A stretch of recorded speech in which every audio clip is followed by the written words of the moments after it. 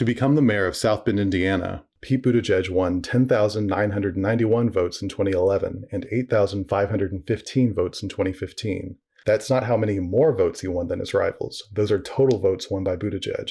Barack Obama has been re-elected, the 44th president. Barack Obama, as the last successful Democrat to win the presidency, had to earn more than 60 million votes to defeat his Republican rival. So, on November 3rd, 2020, what about Buttigieg will convince at least an additional 59,989,009 voters to pick him as the next president of the United States?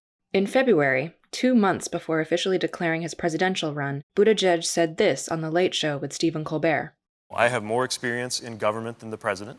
I have more executive experience than the vice president. It might sound a little cheeky as the young guy in the race, but largely this is about my experience. Buttigieg said it himself. Largely this is about my experience. So instead of using Trump and Pence as our standard, let's instead take a closer look at how Buttigieg's experience compares to his Democrat rivals. Buttigieg graduated from Harvard in 2004 with a bachelor's in history and literature. His senior thesis was about the influence of Puritanism on American foreign policy as reflected in the Graham Greene novel The Quiet American and its 2 movie versions. Before becoming a U.S. Senator, Elizabeth Warren was a law professor for nearly 30 years. She spent 20 of those years at Harvard Law, 4 of those years overlapping with when Buttigieg was a Harvard undergrad. Buttigieg was deployed to Afghanistan for 7 months with the Navy Reserves in 2014. Tulsi Gabbard is currently in her 16th year as a member of the Army National Guard. She's had 2 deployments, a 12-month stint in Iraq in 2005 and another in Kuwait in 2008.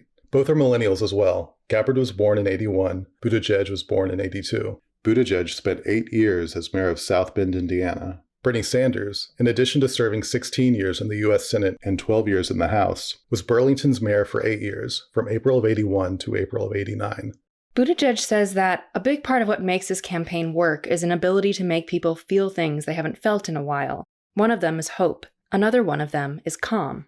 On Buttigieg's campaign website, campaign colors such as Rust Belt and Blue Sky and Heartland Yellow are listed along with brief descriptors. Under the color Calm Blue, the descriptor reads, Pete Buttigieg is unapologetically substantive, yet salt of the earth. He speaks plainly and intelligently about the everyday issues that matter to real everyday people. He is a rational thinker and a great communicator. Above all, he is a calming voice who can clearly explain how we can face the great challenges before us. So what about Buttigieg inspires hopefulness and calm? Buttigieg has stated that he cut unemployment by more than half in South Bend. And it's true that the city's unemployment rate fell from 9.6% to 3.8% during his time in office, but the unemployment rate across the entire U.S. fell by about as much, from 8.3% to 3.8%. The most that can be said is that, as mayor, Buttigieg didn't get in the way of employment recovery that was happening all over the country. A MarketWatch article points out that when Mayor Buttigieg took office, South Bend's per capita income lagged the U.S. by a decade and a half. Today, the city's per capita GDP has hardly changed in 6 years and is yet to top the pre-financial crisis level. None of the top-line economic indicators for South Bend have changed markedly over Buttigieg's mayoral stint. An article in the New York Times adds, the city has one of the highest eviction rates in the country, which has doubled under the mayor, according to the eviction lab at Princeton University. In households with working adults, 54% do not earn enough to meet a survival budget, according to the United Way. One of Buttigieg's most ambitious platform pieces, the Douglas Plan, named after Frederick Douglass, is an attempt to put an end to systemic racism in the U.S. Some features of the Douglas Plan include increasing federal funding for Black students in science-related fields, awarding a quarter of government contracts to minority business owners, cutting incarceration rates in half at state and federal levels, and restoring voting rights to the formerly incarcerated. And yet, in spite of the vaulting ambitions laid out in the Douglas Plan, virtually all African American voters who have been polled say that they do not support Buttigieg. Why?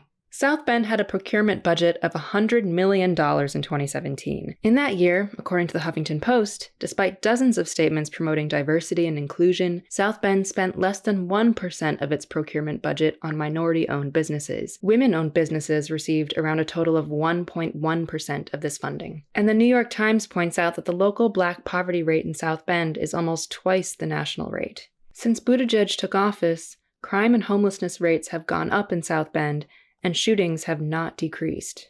During his first term as mayor, Buttigieg tore down 569 derelict houses in less than 1,000 days, and the majority of these houses were in minority neighborhoods. In South Bend, the mayor's trying to address 1,000 vacant and abandoned homes in 1,000 days. We're going to need resources, we're going to need allies, and we're going to need cooperation. Lead-based paint was banned in 1978, but nearly 80% of South Bend homes were built before that ban. According to CNBC, once these demolitions began, one of the first problems to emerge was the clouds of dust, feared to contain lead and asbestos that spread uncontained from the demolition sites.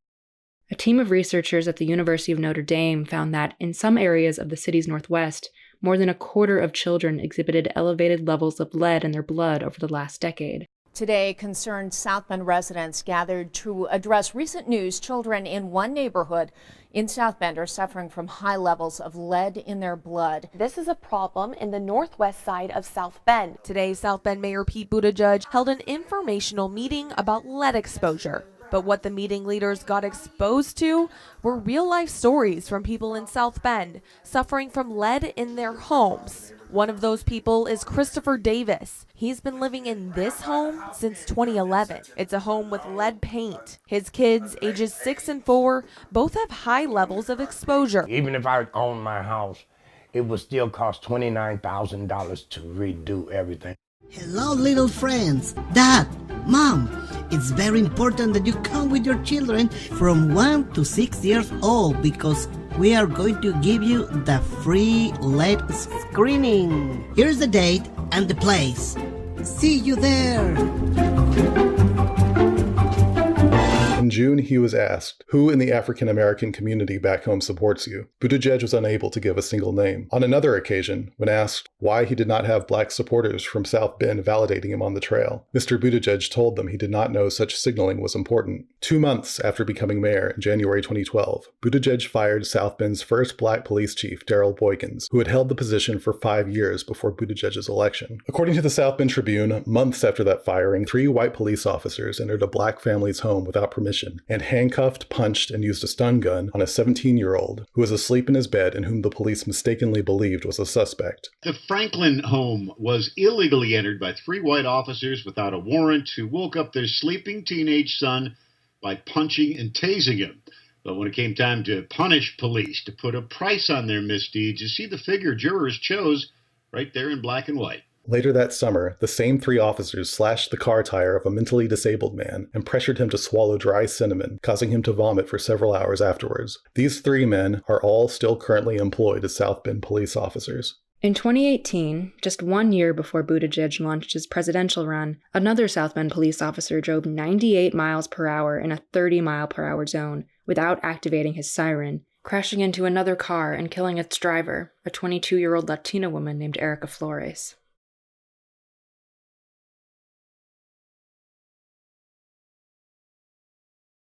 The officer received no legal discipline for his recklessness. And this past summer, Eric Logan was shot and killed by a South Bend police officer who had failed to activate his body camera during the incident, just as Rafael Ramirez was shot and killed a year before by South Bend police. No video footage of Ramirez's shooting was recorded either. When Buttigieg took office in 2012, there were 29 black police officers in South Bend.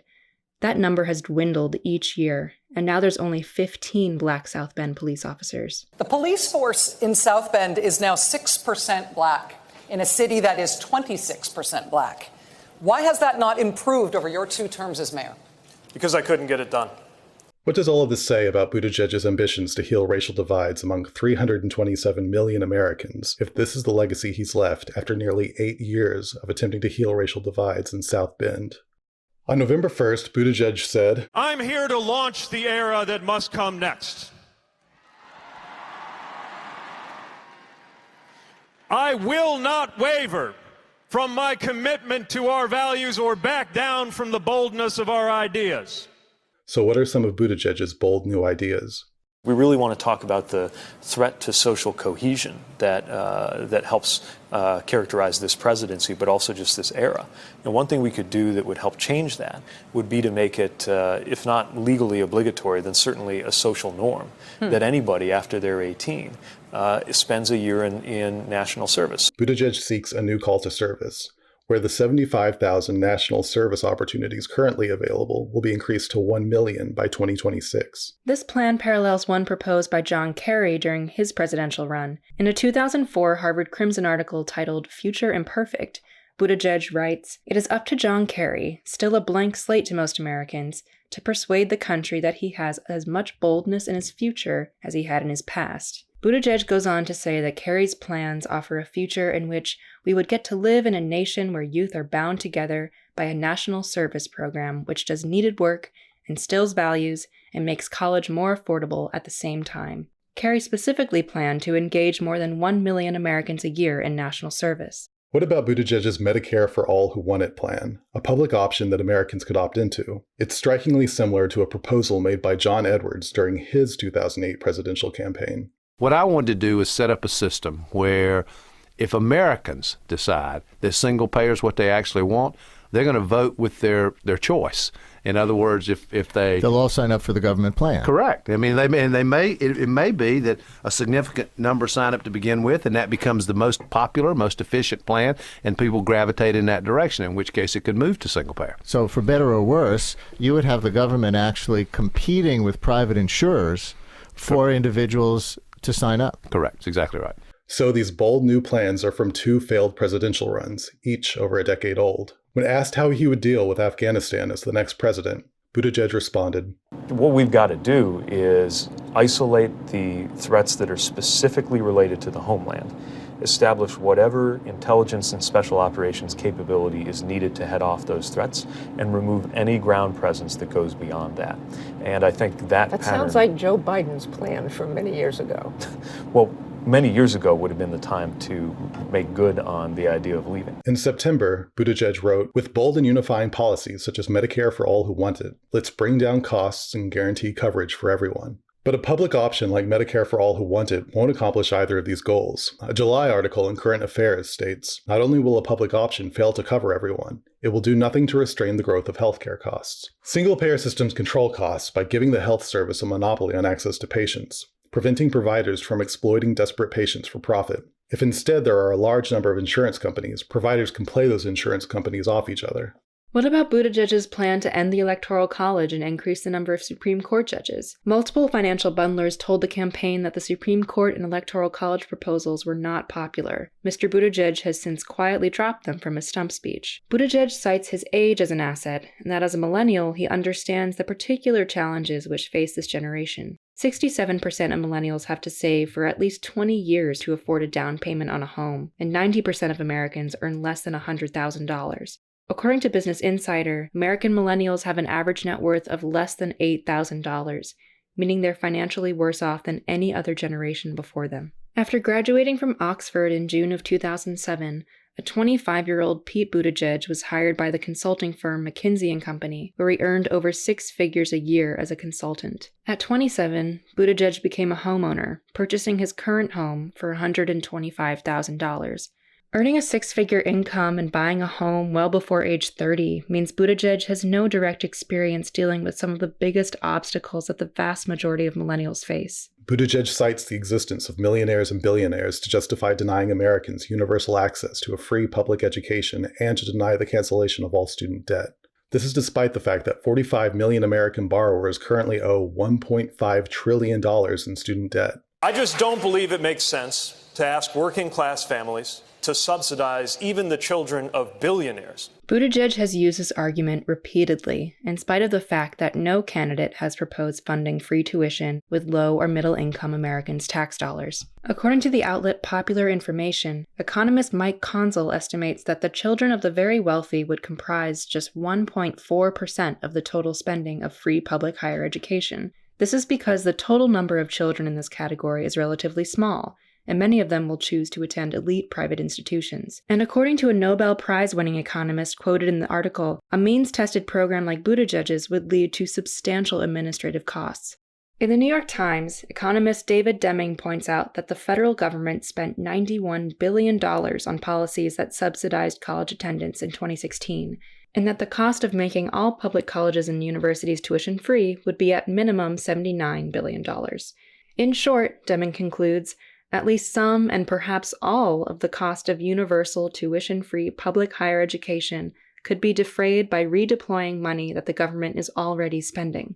Buttigieg spent 7 months deployed in Afghanistan. The New York Times writes, Mr. Buttigieg was accepted into the Navy Reserve's Direct Commission Officer Program in September 2009. The program draws accomplished private sector civilians who want to serve and keep their day jobs, and fast-tracks them to officer status. From the Washington Post. Much of Lieutenant Buttigieg's Afghan war unfolded in the Tuna Can, a converted shipping container parked inside U.S. and NATO headquarters in downtown Kabul. It was an office job without much of an office. Buttigieg was dropped into a war in retreat. His unit was in the process of shutting down. The eager young lieutenant was eventually tasked with disposing of the office computers. To break the monotony, you felt like you're in a hamster cage, he recalled. Buttigieg leapt at the chance to leave base and drive his colleagues to meetings around Kabul. He carefully logged each trip outside the wire, 119 by his count. Military officials have noted that Buttigieg has no Navy combat ribbon, which means that in 119 trips, he never once engaged in direct combat. Freedom doesn't belong to the Republican Party, and neither does patriotism. When I got on that gray-tail C-17 that took me into Afghanistan on the orders of an American president, the flag on my shoulder was not a Republican flag, it was an American flag representing the belonging of all of us in the republic for which it stands. At virtually every appearance, Buttigieg references the 7 months he was deployed in Afghanistan and how that experience shaped him. Yet Buttigieg worked at McKinsey for nearly 5 times longer than he was deployed and says almost nothing about his time spent as a consultant there. So what compelled Buttigieg to work at McKinsey? There's no point not to hire McKinsey if you can afford it, because it's a SWAT team of analysts that is at your beck and call. They traffic in influence, industry intelligence, helping executives make a decision they've already made by backfilling a report. A former McKinsey consultant writing in Current Affairs states that McKinsey serves more than 2,000 institutions, including 90 of the top 100 corporations worldwide. No firm has touched more and been seen less. In his book, The Firm, Duff McDonald discusses McKinsey's history. McKinsey was a true forerunner of the 1980s revolutions in reorganization, downsizing, and rationalization, which are really just layoffs in different guises. It may not be too far off the mark to suggest that McKinsey has been the impetus for more layoffs than any other entity in corporate history. From a 2013 MarketWatch article, is McKinsey advice good for employees? Absolutely not. They're cost-cutting efficiency experts. They're management consultants, not labor consultants. There's no secret where their allegiance lies. The work of McKinsey consultant Arch Patton, beginning with a study he wrote in 1951, was one of the main factors for the massive worker-to-CEO pay gap exploding from an average of 20 to 1 in 1950 to its present average of 278 to 1. Towards the end of his life, Patton was asked how he felt about the impact his work had on the growth of executive compensation. Guilty, he replied. It's like I'm blind. I can't see what's going on. I don't know what the market price is. What is the real price? What is the real price? Enron Online will change the markets. That's our vision. We're trying to change the world. The energy trading firm Enron was the creation of Jeff Skilling, a proud McKinsey consultant of 21 years. Enron, under Mr. Skilling, was paying McKinsey $10 million a year for advice. McKinsey fully endorsed the dubious accounting methods that caused the company to implode in 2001. The consultancy also advised virtually all of the Wall Street banks in the unprecedented credit boom of the past decade. Its consultants actively promoted the securitization of mortgage assets, the practice that poisoned the global financial system and precipitated the 2008 credit meltdown. So again, why did Buttigieg choose to work for McKinsey? From Forbes, McKinsey celebrates departures by building their alumni network. The hub for the McKinsey Alumni Network is a members-only website to which all alumni and current employees can gain access. The website features the directory of alumni, sometimes including the home addresses and personal phone numbers of former alumni who now lead Fortune 500 companies. As of 2017, 359 ex-McKinseyites were running $1 billion plus companies. No other organization's alumni come close to this. Most McKinsey guys are what the firm itself calls insecure overachievers. They do what they're supposed to do. They are the Harvard MBA crowd with the perfect resume. They were probably class president in high school. They did everything right. The only thing they seem to lack is their own abiding passion. They like to think of themselves as risk takers, but these are risk-averse people. They are actually very conservative people. I don't think they're necessarily divorced from a moral compass, but they do have a distance from the realities of implementation, and that can include human realities. Does this describe Pete Buttigieg? Where do we see him exhibit distance from human realities? As a senior on the verge of graduating from Harvard, this is how Buttigieg defined compassion. Compassion forms the basis of some kind of unity. I, bleary-eyed from studying for exams, have something in common with the underpaid janitor who is bleary-eyed from working 2 jobs to support his family. In February 2019, the New York Times reported that McKinsey had helped the maker of OxyContin fan the flames of the opioid epidemic. McKinsey's consultants had instructed the drug company, Purdue Pharma, on how to turbocharge sales of OxyContin, how to counter efforts by drug enforcement agents to reduce opioid use, and were part of a team that looked at how to counter the emotional messages from mothers with teenagers that overdosed on the drug. When asked about McKinsey's part in the opioid epidemic, Buttigieg responded, "That I didn't follow. I think you have a lot of smart, well-intentioned people who sometimes view the world in a very innocent way. I wrote my thesis on Graham Greene, who said that innocence is like a dumb leper that has lost his bell, wandering the world, meaning no harm." From a New York Times profile piece of Buttigieg, Buttigieg has a knack for reducing the intractable issues of American life to some academic-sounding project, as if racial inequality were just another puzzle for the smart kids at McKinsey to solve. He is also deft about acknowledging that this is exactly what he is doing, noting his own privileged detachment as he is exercising it. What I'm seeking to do is make sure at key moments like the community gathering tonight that I have the right kind of presence that can signal and gather the values of the community, and at the same time continue with a campaign that's going very well. Before heading out to South Bend's town hall to be confronted over Eric Logan's shooting, Buttigieg contemplated his own lack of emotional expression. I think a lot of time when people are talking about what they want to see you do emotionally, what they really are asking is that they want you to make them feel a certain way. A mayor is sometimes described as having a role of a pastor and a commander-in-chief all in one. Pastors aren't always the most emotional, although interestingly, it's certainly an important part of Black tradition, and maybe that's part of why these things sometimes read differently across cultures, right? Given his shortcomings, why have we even heard of Buttigieg? How was he able to rise to national prominence in such a short amount of time? This is largely due to Buttigieg's communications advisor, Liz Smith. You might have seen him on Real Time with Bill Maher or The View or Colbert or here on The Van Jones Show. So how did someone who was virtually unknown a few months ago get to this point?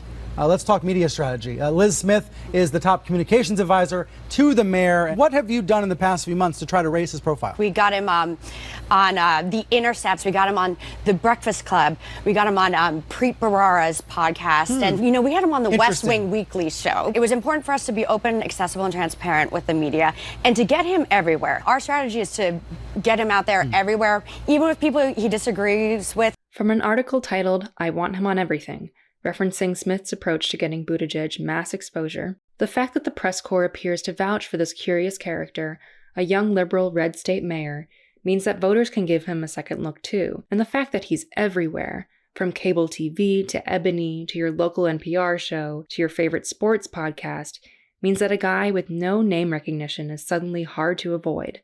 Liz knew that she had to build wide to build up, said Stephanie Cutter, who also worked on Obama's 2012 effort. Pete's hitting at this moment in part because of the legwork they did. Regular voters and the media were primed for it. So in conclusion, what do we now know about Pete Buttigieg? In his biggest electoral victory so far, Pete Buttigieg didn't crack 11,000 votes. Much of his experience is matched or surpassed by his opponents in the Democratic Party. Quoting MarketWatch, "None of the top-line economic indicators for South Bend have changed markedly over Buttigieg's mayoral stint. He's presented the Douglas Plan, a document outlining methods to counter national systemic racism, but minority communities continually suffered during his 8 years as mayor. Several of Buttigieg's bold new plans are either rehashed from other failed presidential runs, or he's dropped them by the wayside after being prompted to do so by wealthy donors." Deployed in Afghanistan for 7 months, he spent much of his time working in an office that was winding down, and in 119 driving trips, he never once saw direct combat. His only experience in the private sector was nearly 3 years spent working for McKinsey & Company. And what do we know about McKinsey? As MarketWatch points out, the most loathsome practices of U.S. corporations seem to have had their beginnings with consulting giant McKinsey & Company. From mass layoffs and outsourcing to runaway CEO pay, McKinsey wrote the white papers that sparked these trends. Should more than 60 million Americans vote for Pete Buttigieg? Why will you vote for Pete Buttigieg?